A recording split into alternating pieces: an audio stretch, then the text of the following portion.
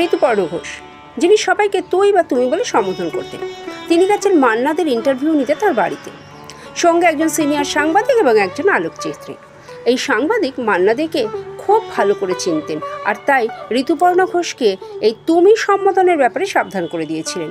এবং তিনি এও জানতেন কথায় কথায় মুড পাল্টে যায় মান্নাদের। ইন্টারভিউ দিতে পুরোপুরি বাড়ির পোশাকে লুঙ্গি আর জামা পরে এলেন, কিন্তু যখন কোনো অনুষ্ঠানে তিনি যান তখন ফিটফাট হয়ে যান, কোনো সময় প্রসাধনও করেন। ইন্টারভিউ শুরু করার আগে আলোকচিত্রী লাইট ক্যামেরা সব ঠিক করছেন, আর প্রথমেই শিল্পীর কিছু এক্সক্লুসিভ ছবি তুলবেন, তাই অনুরোধ করলেন পোশাকটা বদলে আসার জন্য। মান্নাদের সাফ জবাব, ছবি তুলতে হলে এই পোশাকেই তুলতে হবে, দরকার হলে শুধু ওপরের অংশের ছবি তোলা হোক।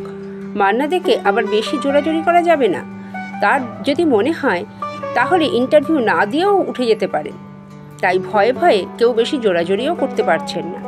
ঠিক সেই সময় ঋতুপর্ণ ঘোষ হঠাৎ বলে বসল, ওফ, তোমাকে কখন থেকে অনুরোধ করছি, যাও পোশাকটা পাল্টে এসো, নইলে কিন্তু খুব রেগে যাব।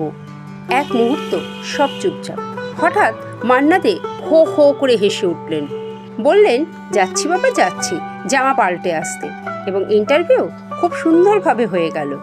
এই ঘটনার থেকে আমরা যে শিক্ষা পেলাম, আন্তরিকতা ও স্বতঃস্ফূর্ত আচরণ অনেক সময় কঠিন পরিস্থিতিও সহজ করে দেয়।